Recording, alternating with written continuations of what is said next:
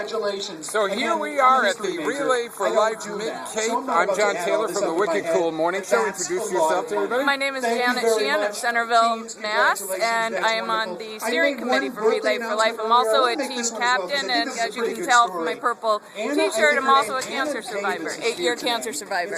All right, so we're taking a look at what we have going on here. And this is a group of people that have gotten their teams together from all over Cape Cod. That's right. And they walk this track For 24 hours. The idea is that at least one member of each team should be on the track for all of the 24 hours. Thus the tents.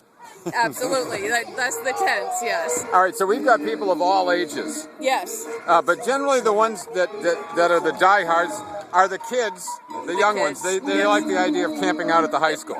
Yes, the kids are here, but we also have a team of senior citizens from Mayflower Place. And last year, some of them were here with their walkers. I saw a couple of people earlier. We had a group of people in the purple shirts like you have, and they were survivors. So we have a number of people that are survivors. Absolutely, here. yeah. What is the goal to reach for fundraising?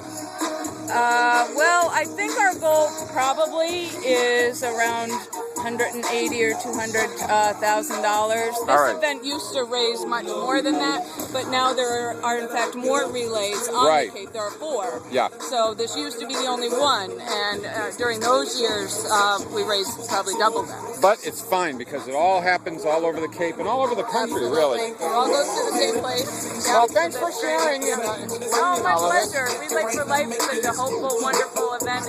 It's all about hope. It's hope for the continued good health of our cancer survivors, and hope that a cure will be found.